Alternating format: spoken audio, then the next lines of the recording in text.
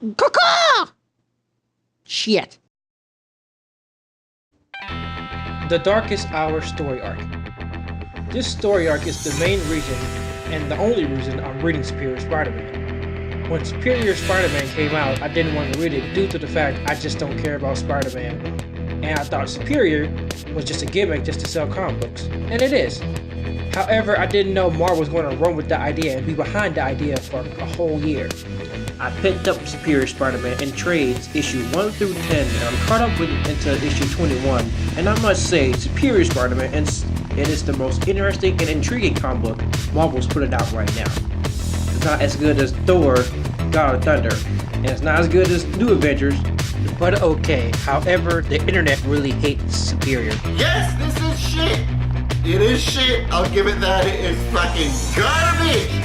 What the fuck is Marvel doing? Why do they do this? Instead of getting a fucking pink slip and getting kicked out the fucking door is beyond me. This comic is fucking trash. Fucking trash. Comic nerds? I know, it gets worse. It's shock value for the sake of shock value.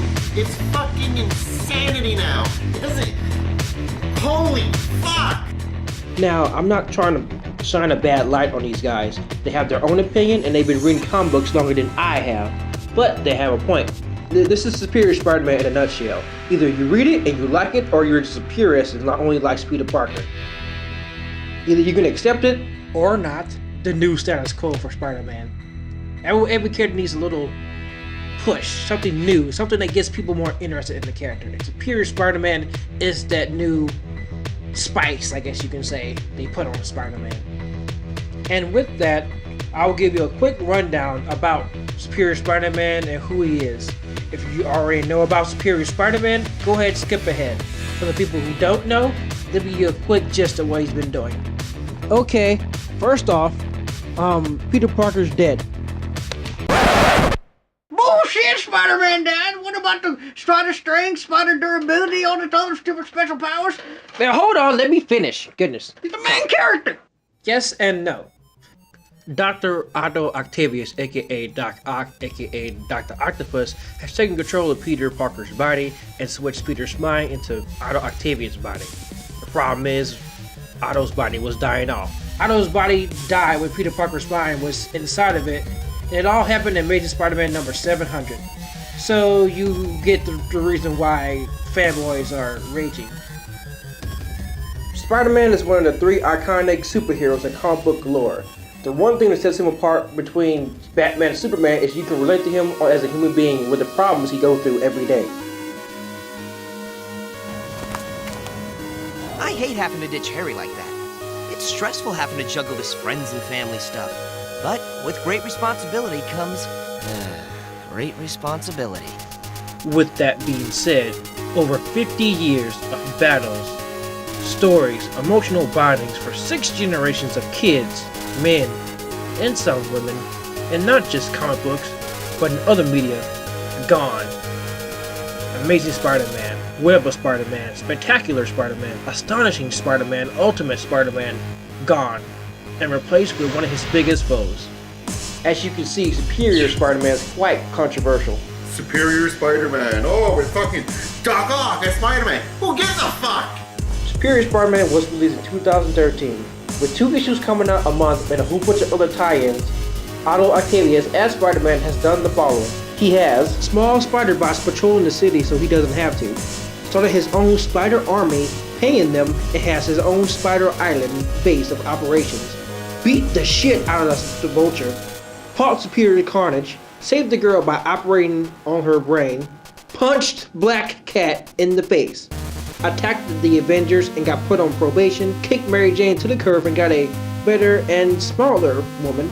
Got fired from Horizon Labs. Fought Spider-Man 99 and trapped him in the present accidentally.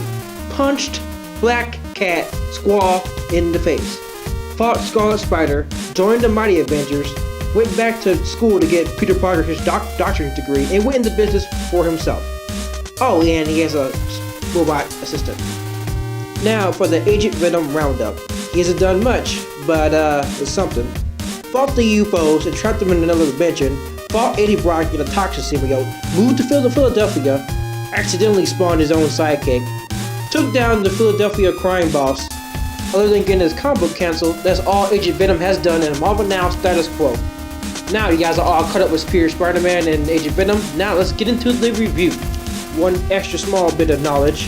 Superior Spider-Man and Agent Venom are both Avengers, but they don't know each other's secret ID.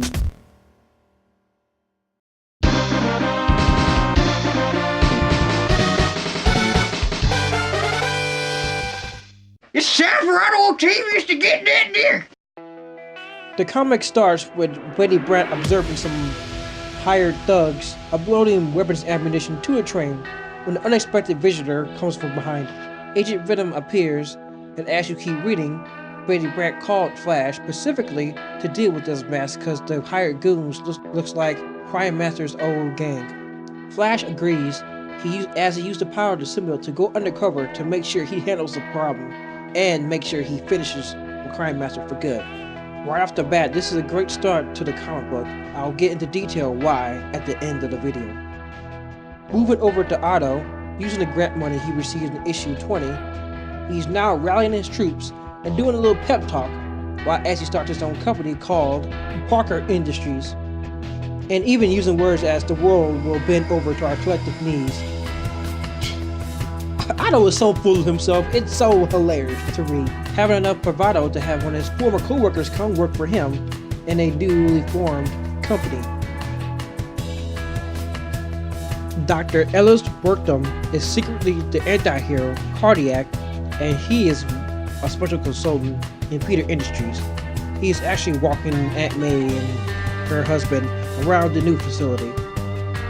As Peter walks by, Aunt May just says, "Oh, I'm so proud of you, Peter. You're doing such a good job." And look at fucking Doc Ock's smirk ass face. He's like, "Yeah, I'm the shit." It's the son of a bitch.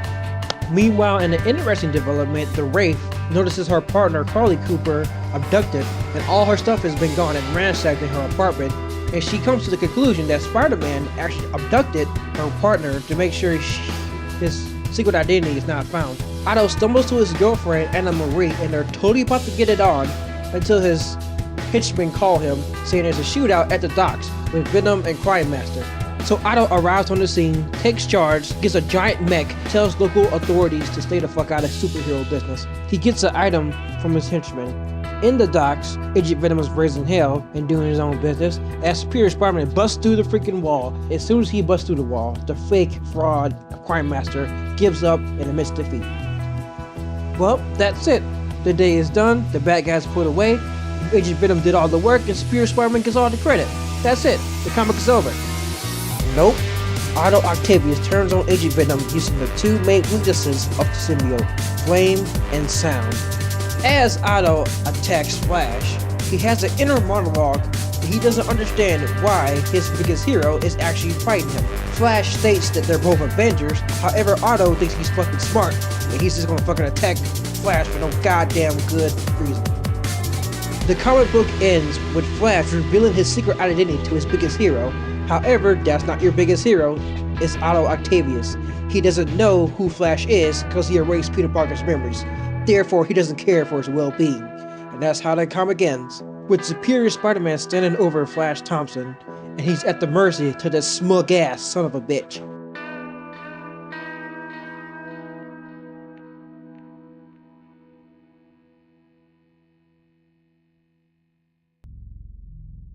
Alright, it's time for me to give my review of Superior Spider-Man number 22. As you can see, I have a very simplistic style of reading stuff.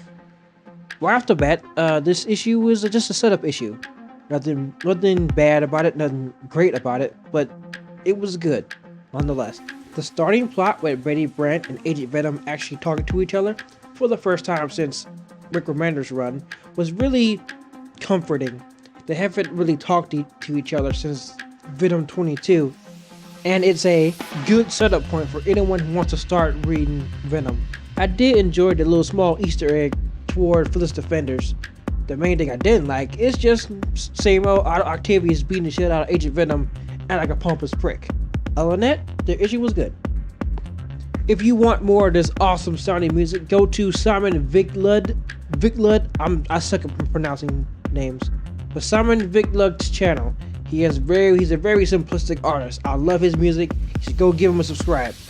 If you like this video, comment, like, subscribe to my channel. If you like Agent Venom, follow me on the Twitters and the Face Space. Thanks for watching.